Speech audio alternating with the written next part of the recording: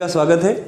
हम पढ़ रहे थे वास्तविक संख्याएं, कक्षा 10 की गणित का पहला अध्याय वास्तविक संख्याएं। ठीक है, तो आज हम प्रश्नावली 1.1 को कवर करने वाले हैं। ठीक है, आगे हम ऐसा करेंगे, एक वीडियो में कम से कम एक प्रश्नावली को कवर किया जाए, क्योंकि आप लंबा वीडियो देखने में सक्षम नहीं है। तो यूक्लिड विभाजन हमने देखा था, और यूक्लिड विभाजन के अनुप्रयोग हमें देखने थे कि कहाँ काम आता है यूक्लिड विभाजन एल्गोरिथम। तो उसमें हमने जाना था कि यूक्लिड विभाजन एल्गोरिथम जो है दो संख्याओं को विभाजन से संबंधित है। ए और बी कोई दो संख्या है तो उनके लिए क्यू और आर पूर्ण संख्या विद्यमान इस प्रकार है कि ए को लिख सकते हैं B into Q plus R. ठीक है, ए और बी कोई दो संख्या है तो उनको इस प्रकार से लिख सकते हैं, ए में बी का भाग देंगे तो क्यू बार जाएगा और आर शेषफल बचेगा, जहां आर शेषफल जो है क्या होगा, 0 के बराबर या इससे बड़ा होगा और छोटा होगा किससे, बी से।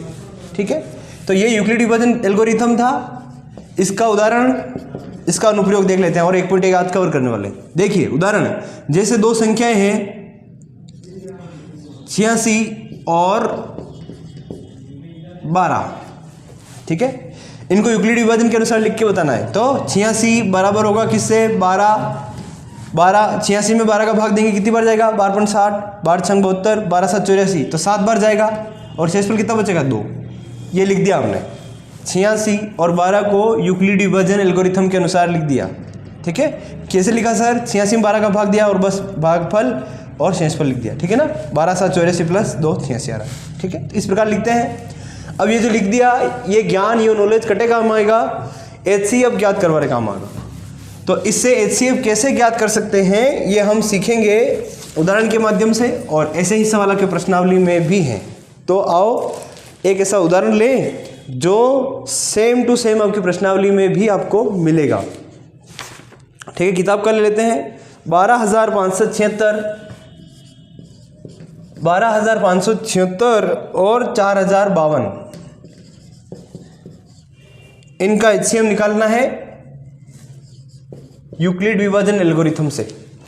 12,576 और 4,052 का HCF निकालना है किससे, यूक्लिड विभाजन से। तो कैसे निकालेंगे सीख लीजिए इसको, अगर नहीं मालूम तो पहले तो दोनों संख्याओं को यूक्लिड विभाजन एल्गोरिथम के अनुसार खोल करके लिखेंगे। ठीक है, तो कैसे लिखें, 12,576 बराबर होगा किसके, 4,052 का भाग देंगे तो कितनी बार जाएगा, 3 बार। ठीक है, कितनी बार जाएगा, 3 बार जाएगा। ठीक है, और शेषफल कितना बचेगा, शेषफल बचेगा आपका 420। ठीक है, 12,576 में हमने 4,052 का भाग दिया, कितनी बार गया, 3 बार गया। ठीक है, तो ये आएगा आपका 12,156 आ रहा है। ठीक है ना, तो बचा कितना, 420 बचा। ठीक है, तो ये यूक्लिड विभाजन के अनुसार एक बार खोल के लिखा। अभी भी हमारा HCF नहीं मिला। HCF कब मिलेगा, जब इन स्टेप्स को हम आगे बढ़ाते जाएंगे। और कब तक बढ़ाएंगे, जब तक कि हमें शेषफल क्या मिल जाए, 0 मिल जाए। ये विधि आप अपने शब्दों में लिख भी सकते हैं। ठीक है, तो HCF ज्ञात करने के लिए उस स्टेप तक ये काम हम बढ़ाएंगे जब तक कि हमें ये जो R शेषफल है कितना मिल जाए, 0। ठीक है, अब कैसे बढ़ाना है, पहले तो इन दो संख्याओं को खोल के लिखा। अब दूसरी बार में ये आपका A है, ये आपका B है, दो संख्याओं में पहली बड़ी संख्या छोटी संख्या, ये भागफल रहा Q और ये शेषफल रहा R। ठीक है, तो HCF ज्ञात करते समय यूक्लिड विभाजन को आगे किसके साथ बढ़ाते हैं, B और R के साथ बढ़ाते हैं। ये ध्यान रख लेना, B और R के साथ बढ़ाते हैं। तो अब हम 4,052 और 420 को लिखेंगे यूक्लिड के अनुसार। तो 4,052 को लिखेंगे, 4,052 बराबर है 420 इंटू, ये भाग कितनी बार जा रहा है, ये भाग जा रहा है आपका 10 बार, तो ज़्यादा हो जाएगा, 4200 हो जाएगा। ठीक है, तो 9 बार जा रहा है। ठीक है ना, कितनी बार जा रहा है, 9 बार जा रहा है। ठीक है, 9 चौको 36 और 3780 हो गए, 9 चौको 36, 3600 और 20 से 9 का गुणा किया। जैसे भी आप गुणा कर सकते हैं, साइड में भी कर सकते हैं अगर आपका हाथ साफ नहीं है तो। ठीक है, तो 3780 आएंगे, 4,052 से आप घटाएंगे तो आपका रहेगा 272। ठीक है, 272 आपका रहने वाला है। अभी भी हमारा शेषफल 0 नहीं आया, तब हम क्या करेंगे, अब हमारे ये A है, ये B है, ये Q है और ये R है। तो B और R के साथ इसको और आगे बढ़ाएंगे। तो अब किसके लिए लिखेंगे, 420 बराबर है 272। ठीक है, इंटू 272 का भाग इसमें दे रहे हैं तो कितनी बार जाएगा, 2 बार भी नहीं जा रहा, 2 बार जाने से क्या हो जाएगा, 500 से ज़्यादा हो रहा है, ठीक है ना। तो 2 बार भी ये नहीं जा रहा, तो एक बार ही जाएगा। तो कितना बचा, 148, ठीक है। अभी भी नहीं बचा, तो अब तो आपको क्लियर हो गया होगा, इन स्टेप्स को आगे ही बढ़ाना है। कब तक, जब तक कि आर शेषफल हमें 0 नहीं मिल जाए। तो चलिए इस स्टेप को आगे बढ़ाते हैं। तो 272 बराबर है 148, कितनी बार जाएगा, एक ही बार जाएगा। और शेषफल कितना बचेगा, 52 और 72, 124, ठीक है। 272 में 148 का भाग दिया, एक बार गया, ठीक है। ये भाग आप साइड में देख लेंगे ना, तो आपको ज़्यादा दिक्कत नहीं होगी, ठीक है। 272 में 148 का भाग दिया, कितनी बार गया, एक बार ही गया। फिर आप घटाएंगे तो आपका क्या आएगा, 124 आएगा, ठीक है। तो इसी को लिखा हमने, ठीक है। अभी इसको आगे बढ़ाना है बी और आर के साथ। चलो तो इस स्टेप को हम यहीं लेते हैं। चलिए, शायद आपके कैमरा में नहीं आए तो मैं इसको थोड़ा सा ऊपर लिखने की कोशिश करता हूँ, ठीक है। यहाँ ले लेते हैं इसको, 148 और 24 को लिख रहे हैं हम, है ना, यूक्लिड के अनुसार। तो 148 में 24 का भाग दिया, कितनी बार जा रहा है, 2 बार जा रहा है। और शेषफल कितना बचा, 0। तो तुम्हारा इन दोनों का HCF क्या हो जाता है, आप देख लीजिए, शेषफल 0 हो रहा है। 148 में 124 का भाग दो, कितनी बार जाएगा, एक ही बार जाएगा। और शेषफल कितना बचा, 24 बचा है, क्षमा करना, ठीक है। तो ये स्टेप ज़्यादा हो रही है, लेकिन हमें इसको बिना चिंतित हुए आगे बढ़ाते जाना है। 124 में फिर 24 का भाग देंगे तो कितनी बार जाएगा, 6 बार नहीं, 5 बार, ठीक है ना। 5 बार जा रहा है 120, और शेषफल कितना बच रहा है, 4, ठीक है। इसको आप लिख लीजिए। अब 24 और 4 को बढ़ाएंगे तो ये 6 बार चला गया, और शेषफल आपका क्या गया, 0। यहाँ आपको रुकना है, ठीक है। एक स्टेप को फिर से समझ लीजिए। मान लीजिए ये स्टेप थी फर्स्ट स्टेप, ठीक है। यहाँ शेषफल 0 नहीं आया, तो हमें बी और आर के साथ इसको बढ़ाना है, ठीक है। खोल के लिखना है, फिर खोल के लिखना है। कब तक, जब तक कि शेषफल 0 नहीं मिल जाए। जिस स्टेप में शेषफल 0 मिले, उसका जो बी होता है, अंतिम भाजक, यही क्या होता है, आपका आंसर होता है, यही आपका क्या है, HCF, ठीक है। तो इसको थोड़ा सा अच्छे से समझ लीजिए, ठीक है। चलो, ये आपका था उदाहरण, किताब का कौन सा है मैं आपको बता देता हूँ, किस पेज नंबर पर है। ये उदाहरण है आपका पेज नंबर 5 पर, उदाहरण नंबर 1, ठीक है। पेज नंबर 5 पर उदाहरण नंबर 1, और इस पर आपको प्रश्नावली 1.1 का पहला प्रश्न के जितने भी प्रश्न हैं इससे हो जाएंगे। एक छोटा लेकर के हम देख लेते हैं, ठीक है। उदाहरण के साथ मैं आपको प्रश्नावली का बताता जाऊँगा। इस उदाहरण पर प्रश्नावली के प्रश्न संख्या 1 के प्रश्न आधारित हैं, ठीक है ना। देख लीजिए इसको, जैसे पहला एक करके बता देता हूँ। 135 प्रश्नावली 1.1, ठीक है। इसका पहला प्रश्न इस उदाहरण पर आधारित है। एक बार इसको थोड़ा सा समझ लेना मेरे साथ। 135 और 225 का HCF ज्ञात करना है। 135 और 225 का HCF ज्ञात करना है। कैसे करेंगे, सुन लेना। ये दो संख्या है A और B, एक इसको कहेंगे बड़ी वाली को, तो ये हो गया और ये हो गया B। इनको यूक्लिड के अनुसार खोल के लिखना है, ठीक है। स्टेप आएगी और उस स्टेप को फिर आगे बढ़ाना है जब तक कि हमें शेषफल 0 नहीं मिल जाए, ठीक है। देखना, तो 225 को यूक्लिड के अनुसार लिख रहा हूँ मैं, है ना। इन दोनों संख्याओं को A ये रहा और B ये रहा। A में B का भाग दिया, ठीक है ना। 225 में 135 का भाग देंगे, कितनी बार जाएगा, एक बार ही जाएगा। समझ रहे हो कैसे, क्योंकि 2 बार में 270 हो जाएगा, एक बार ही गया। तो कितना बचा, 65 और 25 90 बचा, ठीक है। 225 में 135 का भाग दिया, एक बार गया, और शेषफल कितना बचा, 90 बचा। तो ये रहा आपका Q, एक बार भाग गया, और R ये शेषफल, ठीक है। अभी भी हमें शेषफल 0 नहीं मिला। शेषफल 0 मिले तब तक हमें इन स्टेप्स को बढ़ाते जाना है, ठीक है। और शेषफल 0 मिले और हम रुक जाएंगे। बढ़ाते हैं, किनके साथ आगे बढ़ाना है, ये भी ध्यान रखना, B और R के साथ आगे बढ़ाना है। तो अब हमारी बड़ी संख्या कौन सी होगी, 135, तो A हो जाएगी और B हो जाएगी अगली स्टेप में। तो 135 और 90 को हम लिख रहे हैं यूक्लिड के अनुसार, तो लिखें, एक बार ही भाग जाएगा और शेषफल कितना बचेगा, 45, ठीक है। अभी भी हमें 0 नहीं मिला, तो इन दोनों के साथ आगे बढ़ाएंगे, स्टेप को बढ़ाते हैं। चलिए, तो 90 और 45 को लिख रहे हैं यूक्लिड के अनुसार। तो 90 में 45 का भाग दिया, कितनी बार गया, 2 बार गया, और शेषफल कितना बचा, 0, ठीक है। तो आपका जो 45 है यहाँ हमें रुकना है और इसमें आपको देखना है कि b क्या है, अंतिम भाजक क्या है, यही आपका क्या है, यही आपका आंसर है, यही HCF है। HCF ऐसे ज्ञात करते हैं। ठीक है, इस आधार पर आपको प्रश्नावली का 1.1 का पहले सवाल के तीनों आपको करने हैं। ठीक है, उदाहरण दे दिया, एक प्रश्नावली का हमने कर लिया, एक उदाहरण करेंगे, एक प्रश्नावली का सवाल भी कर लेंगे ताकि चीज़ें क्लियर हो जाए। ठीक है, तो 45 आपका आंसर है। क्लियर है? चलो नेक्स्ट एग्जाम्पल हम देखते हैं और उस पर प्रश्नावली का कौन सा प्रश्न है वो भी समझ लेते हैं। नेक्स्ट टाइप क्या है, आइए पुस्तक से ही हम कर रहे हैं। पेज नंबर आप लोग देख सकते हैं मेरे साथ 7 पर। अगला उदाहरण, इसमें कहा गया है बच्चों की दर्शाइए उदाहरण नंबर 2। इसको समझ लेते हैं। इसमें कहा गया है कि दर्शाइए मतलब दिखाओ उनको, क्या दिखाना है कि प्रत्येक धनात्मक, जो करना है वो लिख लेते हैं पहले, प्रत्येक धनात्मक समपूर्णांक,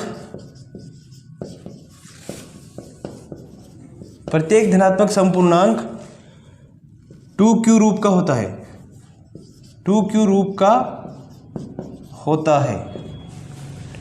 ठीक है, तथा प्रत्येक धनात्मक विषम पूर्णांक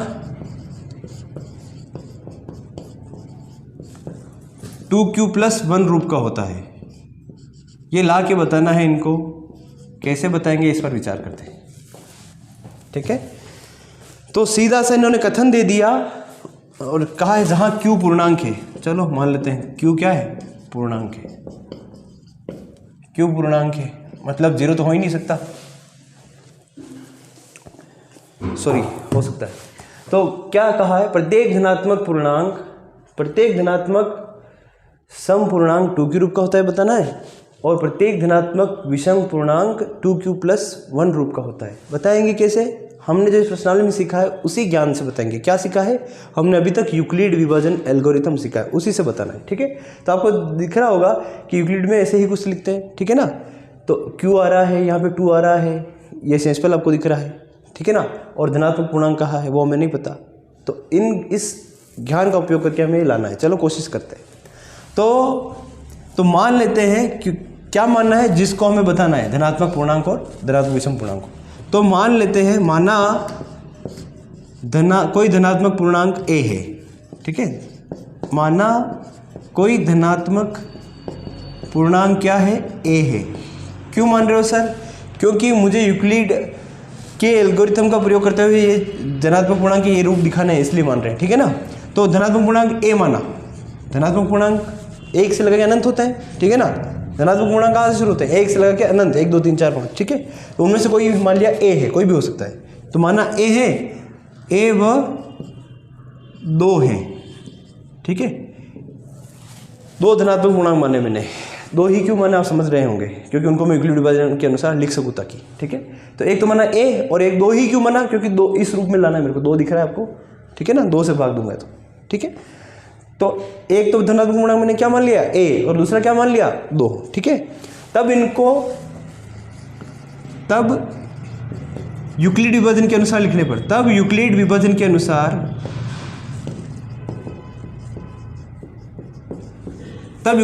अनुसार बच्चों में इनको कैसे लिख सकते हैं, a = a में 2 का भाग दे रहा हूं तो कितनी बार जाएगा नहीं पता, q बार जाएगा, भागफल ही लिख दिया मैंने केवल। ठीक है, क्योंकि a क्या है, तब तो मैं 2 का भाग ना बोलूँ, कितनी बार बोलूँ। ठीक है, तो a में 2 का भाग दिया, q बार गया और r शेषफल बचा। यूक्लिड के अनुसार ऐसे लिख सकते हैं, कोई दिक्कत नहीं। और यूक्लिड ने हमें ये भी बताया कि r क्या होता है, 0 के बराबर, शेषफल क्या होता है, 0 के बराबर या 0 से बड़ा और भाजक से छोटा होता है।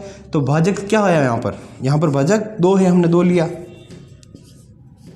ठीक है, ठीक है, तब r के क्या क्या मान हो सकते हैं, r बराबर 0 या 1 हो सकता है।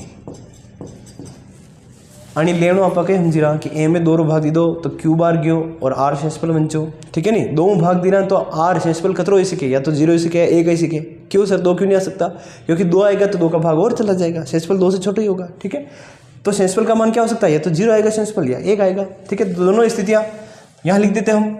केस फर्स्ट केस फर्स्ट कही सर जनान शेषफल 0 होने जगह, तो a is equal to 2q, शेषफल जब 0 बच रहा है, ठीक है, जब r बराबर 0। और केस 2 लिख देते हैं, क्या है केस 2 सर, जब r बराबर 1 बचेगा, तो ये a बराबर क्यों आएगा 2q प्लस 1 रूप का आएगा, ठीक है, ठीक है। तो केस फर्स्ट में हम देख पा रहे हैं कि a बराबर 2q है, जो किसी भी धनात्मक पूर्णांक का समरूप बताता है ना, या सम धनात्मक पूर्णांक को बताता है। यो जो रूप आपने देख रहे हो है a बराबर 2q, इसको मैं क्या बता रहा हूँ, ये सम धनात्मक पूर्णांक है। सम क्यों कह रहे हो सर, क्योंकि इसके पदों में देखिए एक ही पद है, इसके विस्तार में एक ही पद है, और इसमें गुणनखंड में क्या बैठा हुआ है 2, 2 का भाग जाता है, इसीलिए ये क्या है, अतः a बराबर 2q सम धनात्मक पूर्णांक का रूप होगा, ठीक है। और इसमें आप देखिए, इसके 2 पद है 2q प्लस 1, ठीक है, और इसके दोनों पदों में 2 नहीं आ रहा है, मतलब इसका इस गुणनखंडों में 2 है ही नहीं, ठीक है ना, इसलिए इस रूप में क्या है 2 का भाग नहीं जा रहा, इसीलिए केस 2 में जो आप a बराबर 2q प्लस 1 देख रहे हैं, इसको लिख सकते हैं क्या, ये धनात्मक विषम पूर्णांक होगा, धनात्मक विषम पूर्णांक। अतः ये कारण आप दोगे तो, क्योंकि इसके पदों में 2 नहीं है, इसके गुणनखंडों में 2 नहीं है, अतः 2 से विभाजित नहीं होता, अतः यह धनात्मक विषम पूर्णांक का रूप होगा।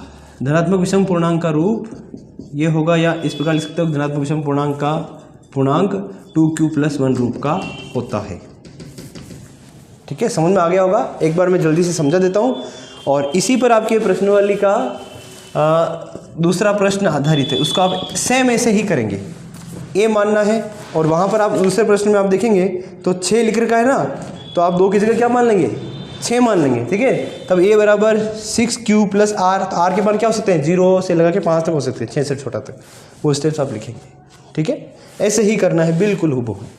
देखिए इसको रिवाइज कर लेते हैं। हमें सिद्ध करना था कि धनात्मक समपूर्णांक 2q रूप का होता है, ये बताना उनको ला करके।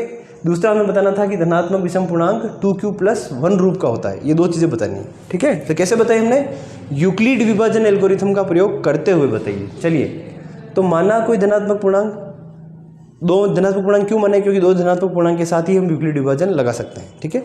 तो 2 धनात्मक पूर्णांक माने हमने, क्या माने, एक तो a माना जो अज्ञात है, ठीक है, और दूसरा क्या माना 2, क्योंकि 2 के रूप में लाना है, ठीक है। a और 2 है, तब इन दोनों को हम यूक्लिड के अनुसार कैसे लिख सकते हैं, a बराबर 2q प्लस r, तब r क्या हो सकता है 0 या 1 हो सकता है, तो r बराबर 0 होगा तो a किस रूप का आ जाएगा, a बराबर 2q, और r बराबर 1 होगा तो इसका रूप क्या हो जाएगा, r की जगह 1 रख दो, है ना, तो a बराबर 2q प्लस 1। अब इस रूप में आप देखिए, इसके गुणनखंडों में एक पद है, इसके गुणनखंड जो बन रहे हैं उसमें क्या है 2 है, तो ये 2 से विभाजित होता है, ठीक है, तो 2 से विभाजित होता है, अतः चूंकि यह 2 से विभाजित होता है, अतः ये क्या है, सम धनात्मक पूर्णांक का रूप होगा, और ये 2 से विभाजित नहीं होता, अतः ये विषम धनात्मक पूर्णांक का रूप होगा। ये आपका हो जाता है दूसरा उदाहरण, और प्रश्नावली 1.1 का दूसरा सवाल भी डिट्टो यही है, इसी प्रकार से लिखना है, समझ में आ गया अगर आपको तो, ठीक है। चलिए फिर नेक्स्ट अगला उदाहरण आपको करना है हमें, वो हमारा है उदाहरण नंबर 3। उदाहरण सारे करने हैं, कंसेप्ट को समझना है, कहाँ काम है ये समझना है, उदाहरण समझना है, तब प्रश्नावली आपके लिए जटिल नहीं रह जाती, ठीक है। डायरेक्ट प्रश्नावली में कूदेंगे तो अनजान रास्ते पे जाने जैसा है। उदाहरण नंबर 3 करते हैं, आइए, 3 भी यही है, बिल्कुल सिमिलर है, ठीक है। फिर उदाहरण नंबर 4, एग्जाम्पल नंबर 4 को करना है। एग्जाम्पल नंबर 4 करते हैं, आइए। अच्छा प्रश्न समझना, इबारत दी है, इसको सुनेंगे, समझने की कोशिश करेंगे और पता लगाएंगे क्या पूछा है। इसने कहा है कि एक मिठाई विक्रेता के पास 420 काजू की बर्फियां हैं, तो काजू की बर्फियां दी है हमें कितनी, 420। अभी तक हमें ये नहीं पता कि सवाल में ज्ञात क्या करना है, हम तो वो पता लगा रहे हैं कि दिया क्या है। 420 काजू की बर्फियां हैं, ठीक बात है, खाने के लिए भी नहीं बोला इनको। 130 बादाम की बर्फियां हैं, तो बादाम की बर्फियां कितनी दी, बादाम की बर्फियां हैं 130, ठीक बात है। फिर इनकी ढेरियां बनानी है, कहा है कि वह इनकी ऐसी ढेरियां बनाना चाहती है, कोई मिठाई विक्रेता महिला है, कि प्रत्येक ढेरी में बर्फियों की संख्या समान रहे और ये ढेरियाँ प्राथमिक न्यूनतम स्थान घेरे। इस काम के लिए प्रत्येक ढेरी में कितनी बर्फियाँ रखी जा सकती है। ठीक है, अब इसको समझना है। मान लीजिए हमने मिठाई की दुकान लगाई है, ठीक है, या हम कहीं काम करने गए, या हमें ऐसा घर पे ही करना है, और हमें कहा कि काजू की बर्फियाँ 420 है, बादाम की बर्फियाँ 130 है, इनकी ढेरियाँ बनानी है, इनको सतोलियों की तरह जमाना है ऊपर ऐसे। ठीक है, और एक बारात में ही लेना है, और ऐसी ढेरियाँ बनाओ कि इनमें बर्फियों की संख्या समान रहे। बर्फियों की संख्या समान मतलब समझ रहे हैं, इनमें से मान लीजिए उदाहरण दे रहा हूँ मैं आपको, इसमें से 8 और इसमें से 5 लो, तो हर ढेरी में यही संख्या रहनी चाहिए, 8 5 8 5 8 5 8 5। ठीक है ना, ये तो आप समझ रहे हैं। ठीक है, तो ढेरियों में बर्फियों की संख्या भी समान लेनी है। और क्या कहा है कि बारात में न्यूनतम स्थान घेरे। इस बारात में अगर रख रहे हैं तो न्यूनतम स्थान घेरे, मतलब ढेरियाँ कम होनी चाहिए और वो उनकी ऊंचाई ज़्यादा होगी फिर तो। ठीक है ना, तो ये चीज़ है। तो अब करना क्या है, कैसे पता लगाएंगे? क्या हम 1 1 2 2 हर बार रखेंगे, इसमें से 8 और 5 रख के देखते हैं, वो नहीं जब में तो फिर 9 9 5 रख के देखते हैं, इसमें आपकी शाम हो जाएगी। तो इसके लिए आपको करना है काम, इसको पता लगाना है HCF से। HCF क्या है? Highest common factor. ठीक है, बड़े से बड़ा उभयनिष्ठ गुणनखंड। तो असल नंबरों पता लगानो मोटो जनरो आना दोयाम भाग परोजा। ठीक है ना, भाग चला जाता है, मतलब जैसे 13 है, एग्जाम्पल के दे रहा हूँ, 13 है तो 13 का इसमें भाग जाता है, 13 इसमें से 10, 13 इसमें से 10 बार ले सकते हैं, 13 13 13। ठीक है ना, तो दोनों में भाग जाए तो ही तो वो एक समान ढेरी के लिए समान संख्या दे पाएगा, मतलब हर ढेरी के लिए समान संख्या दे पाएगा। इसीलिए हम क्या कर रहे हैं, HCF का पता लगा रहे हैं, जो इन दोनों के टुकड़े बराबर कर दें। ठीक है, तो हमें ऐसे में क्या करना है, HCF का पता लगाना है। तो आइए पता लगाते हैं, HCF का पता लगाते हैं, वही आपका आंसर होगा कि कितनी ढेरियाँ बनेगी। प्रश्न क्या पूछा है कि वह कितनी बर्फियाँ रखी जा सकती है, प्रत्येक ढेरी में कितनी बर्फियाँ रखी जा सकती हैं। ठीक है, आइए तो HCF पता लगाना है 420 और 130 का। तो यूक्लिड विभाजन से HCF आपको निकलना ही गया। तो 420 और 130 को हम लिख रहे हैं यूक्लिड के अनुसार, तो कितनी बार जा रहा है, तो ये जा रहा है 3 बार, 13 39 390, और कितना बच गया, 30 बच गया। ठीक है, 420 में मैंने 130 का भाग दिया, 3 बार गया और 30 शेषफल बचा। अभी भी हमारा R 0 नहीं आया, ये आपका A है, ये B है, ये Q है और ये R है। ठीक है, यूक्लिड के अनुसार इन दोनों को लिखा है। ठीक है, क्यों लिखा है सर, 420 और 130 का HCF ज्ञात करना चाह रहा हूँ मैं। ठीक है, चलिए तो इनको यूक्लिड के अनुसार लिखा है। अभी भी हमारा R 0 नहीं मिला है, ताकि हम HCF पता लगा लें, इसलिए हम दोनों इस स्टेप को और आगे बढ़ाएंगे यूक्लिड के अनुसार। 130 और अब 30 को लिखेंगे, 130 और 30 को यूक्लिड के अनुसार लिखूंगा तो कितनी बार जा रहा है, 4 बार। ठीक है, 30 चुके 120 और शेषफल कितना बचा है, 10। ठीक है, अभी भी R 0 नहीं मिला है, तो इन दोनों के साथ इसको आगे बढ़ाऊंगा। 30 और 10 के लिए यूक्लिड को लिखूंगा, तो 10 या 30 और शेषफल कितना हो गया, 0। तो इनका HCF क्या है, HCF क्या है, 10 आया। ठीक है, तो ये आपका आंसर हो जाएगा। ठीक है, तो इसी पर आधारित मैं आपको सवाल बता देता हूँ प्रश्नावली का सवाल नंबर है 3। ठीक है, प्रश्नावली का सवाल नंबर है 3, वो आपका हूबहू इसी पर आधारित है, इसके ऐसा समझ सकते हो। ठीक है, इसको आप समझ गए होंगे। काजू री बर्फियाँ थी 420, बादाम री बर्फियाँ थी 130। ठीक है, अना दोयारी ढेरियाँ बनावनी है थी, मतलब ऐसी कितनी ढेरियाँ बनाए कि इन दोनों की संख्या समान रहे और परात में कम से कम जगह घेरे वो। ठीक है ना, तो हमने क्या किया, 420 और 130 का क्या निकाला, HCF निकाला, वो कितना है, 10। तो आपको कितनी बनानी है, 10-10 की ढेरियाँ बनानी है। ठीक है ना, 10-10 की ढेरियाँ बनानी है। ठीक है, ये ध्यान रखिए, और कुछ भी नहीं। ठीक है, ये आपका हो जाता है। इसी पर प्रश्नावली का जो 1.1 का तीसरा सवाल है उसको आप देख लीजिए, उसमें भी यही कहा है, मैं आपको पढ़ के सुना देता हूँ थोड़ा सा। इसमें क्या कहा है कि प्रत्येक परेड में 616 सदस्यों की एक सेना की टुकड़ी को 32 सदस्यों वाले एक आर्मी के पीछे मार्च करना है। ठीक है, तो दोनों समूहों को,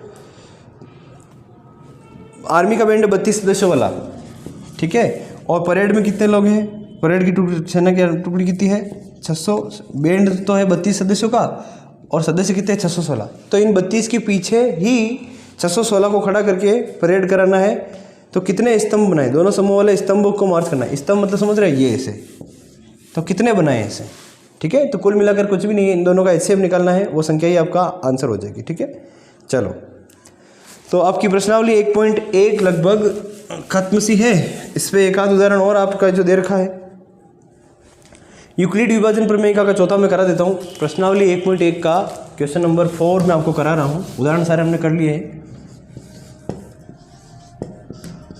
यूक्लिड विभाजन एल्गोरिथम पे जो प्रश्नावली आपकी 1.1 है उसका चौथा सवाल आप देखिए।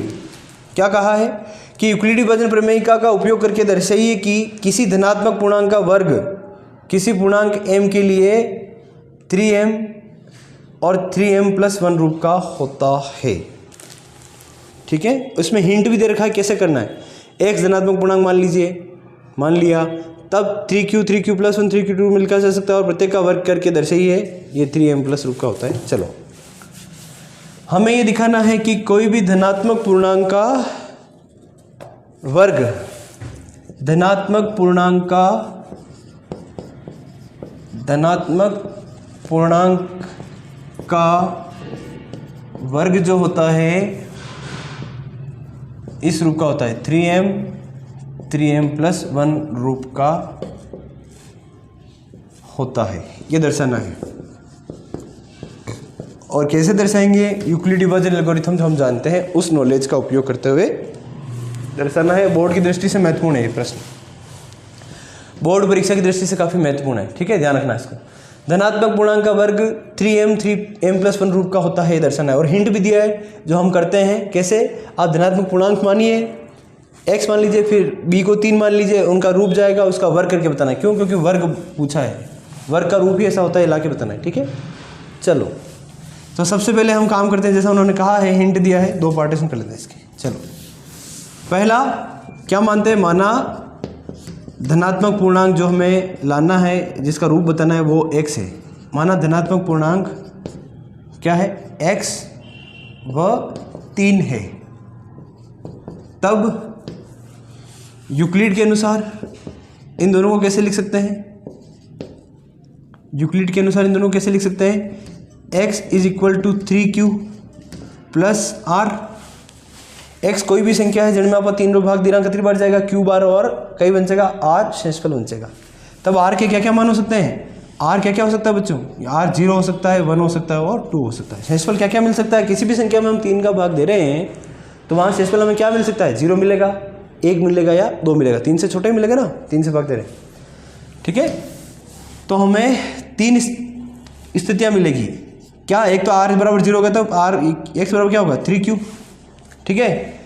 एक जब r = 1 है तो x बराबर क्या होगा, r की जगह 1 रख दो, 3q + 1, और एक हमें मिलेगा 3q + 2, ठीक है। समीकरण 1, 2 और 3, ये 3 चीज़ें मिली हैं हमें, ठीक है।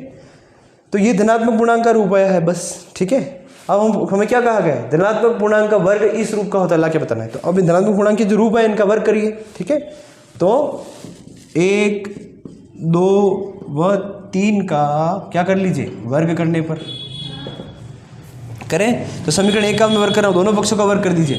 तो इधर क्या हो जाएगा, x² बराबर है 3q² का वर्ग, 3q का वर्ग किया तो 9q², इसका वर्ग किया x², 3q का स्क्वायर क्या हो गया, 9q², ठीक है। तो x² = इसमें से मैं 3 बार ले रहा हूँ तो क्या बचा अंदर, 3q²। सर आपने 3 बार क्यों लिया, 3 इससे कॉमन क्यों निकाला, इस 9 को 3 × 3 नहीं लिख सकते, हाँ इसलिए लिखा ना कि मुझे इस रूप का बताना है, 3 लाना है अलग, ठीक है। तो अंदर रूप देखो आप, ये तो 3 बार में क्यों, अन्य आप m की दो, इसको आप क्या कह दीजिए, m, ठीक है। तो आपको दिख रहा है कि x² = 3m रूप का है, ठीक है। ऐसे ही ये काम हो गया, ठीक है। और ऐसे ही 2 का वर्ग करोगे आप तो इधर तो x का स्क्वायर हो जाएगा, इधर क्या होगा, समीकरण 2 का वर्ग करते हैं, है ना, ये दूसरा काम, ठीक। एक तो ये हो गया, समीकरण 2 का वर्ग में कर रहा हूँ तो इसका इधर x² हो गया, इधर 3q + 1 का होल स्क्वायर, समीकरण के दोनों पक्षों का वर्ग किया है, ठीक है। तो ये ए प्लस बी का होल स्क्वायर खुलेगा, ठीक है, अच्छे से लिख दीजिए। ए प्लस बी का होल स्क्वायर क्या होता है, a square plus b square plus 2ab, या a square plus 2ab plus b square, ठीक है। तो एक्स स्क्वायर इसका स्क्वायर होगा 9q square plus 2ab 6q हो जाएगा, 2ab तीनों का गुणा 6q हो जाएगा, और 1 का स्क्वायर 1, ये आया। तो एक्स स्क्वायर इनमें से 3 कॉमन निकाल लो। 3 कॉमन क्यों निकाल रहा हूँ आपको पता होगा, क्योंकि मेरे को इस रूप में लाना है, ठीक है। तो 3 कॉमन निकालना तो क्या बचा, 3q square plus 2q plus 1, इन दोनों में 3 था ना, तो 3 दोनों में कॉमन निकाल लिया। इसको आप m कह दीजिए, तो ये किस रूप का आ गया, तो एक्स स्क्वायर बराबर 3m प्लस 1 रूप का आ गया, ये आपका हो जाता है, ठीक है। ऐसा आप इसके साथ भी कर सकते हैं, 3q प्लस 2 रूप के साथ भी। इसका भी स्क्वायर करोगे तो ये रूप आ जाएगा कॉमन लेने से, ठीक है। चलो, तो ये आपका हो जाता है प्रश्नावली 1.1 पूरी, ठीक है ना। तो इसमें घबराने की बात है नहीं, कुछ भी, बड़ा इजी सा ये मैटर है। इसमें मैं आपको बता दूं कि आप अंडर वर्क करोगे नहीं तो अंडर 2 स्क्वायर 4 आ जाएगा, तो मैंने 3 प्लस 1 लिख दिया ताकि 3 में कॉमन आ जाएगा और 1 बच जाएगा, वो भी क्या आ जाएगा, 3m प्लस 1 रूप का आ जाएगा, ठीक है। तो इस तरह से हमने प्रश्नावली 1.1 आज पूरी कर ली है। अगली क्लास में कोशिश करेंगे 1.2 को कवर करने की, फिर अगली क्लास में 1.3 को कवर करने की, ठीक है। कोई भी सवाल आपको कठिन लगा हो, ठीक है, तो साथ में बने रहिए, पढ़ते रहिए, कोई भी कठिन लगा हो तो पूछते भी रहिए, ठीक है। धन्यवाद।